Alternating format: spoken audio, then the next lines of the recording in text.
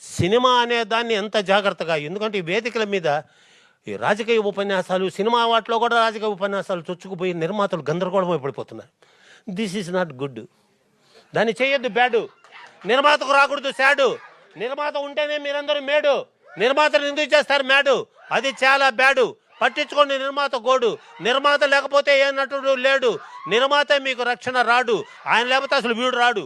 ఎందుకంటే నిర్మాత అద్భుతమైన ఈడు. మంచిగా కల్పించావు జోడు. మిత్రమా, భగవంతుడు ఎప్పుడు ఉంటాడు నీకు తోడు. మీలాంటి వాళ్ళు ఇంకోటి లేరు అని తెలుసుకొని ఇప్పటికే ఎక్కువ తీసుకున్న టైము, ఇంకా వాళ్ళ దృష్టిలో అవుతుంది క్రైము. మళ్ళీ నన్ను చేస్తారు బ్లేము. మళ్ళీ వాడు ఆడాలి కదా గేము. ఈ సినిమాకు వస్తుంది మంచి నేము, ఫలిస్తుంది మీ స్కీము. ఇది ఎప్పుడెప్పుడు చూస్తామని మా డ్రీము. ఇట్లా కలిసి ఉండాలి మీ టీము.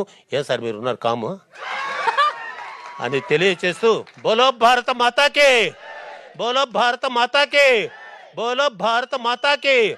ఎందుకన్నానో తెలుసా? ఇది సనాతన ధర్మం మీద సినిమా. ఏంది పశువుల వధ? మనసుకు ఎంత వ్యధ పడుతుంది, మనసు సొద. దీన్ని ఛేదించడం ఎలా అని చెబుతుంది నా యథ. అటువంటి సనాతన ధర్మాన్ని కాపాడాలి సదా. అవునా కదా? అదే మా ఈ కథ.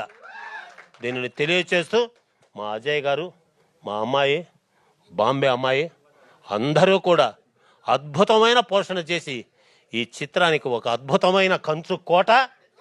అజయ్ గారు, తప్పదు నా మాట. మీరందరూ ఈ చిత్రానికి రతనాల మూట. మీరు అయ్యారు కంచు కోట. వీళ్ళ ప్రేమను వేలేము కాట. వాళ్ళు టైంకు కాల్ షీట్ ఇచ్చి నిలబెట్టుకున్నారు మాట. ఇక రేపు ఏప్రిల్ 4వ తేదీ విడుదలైనప్పుడు సాగించండి మీ వేట. ఆ ఆనందంలో మాకు ఇవ్వండి వాట. వస్తా బిడ్డ టాటా అని తెలియచేస్తూ నాకు ఈ ఆహ్వానం ఇప్పించిన శ్రీనివాస్ గారు, మీకు సతదా సర్వదా ఎల్లవేళలా కృతజ్ఞత. ధన్యవాదాలు. అందరికీ ధన్యవాదాలు. జై శ్రీరామ్. సార్, మణి గారు, ఈ సినిమా పేరు త్రికాల. మేము మీ స్పీచ్ కి వేస్తున్నాం ఒక ఈల. అసలు మామూలుగా లేదు. ఇవాళ చీఫ్ గెస్ట్ అంటే చీఫ్ గెస్ట్. ఇవాళ మా హీరో, హీరోయిన్, డైరెక్టర్ అన్ని మీరే.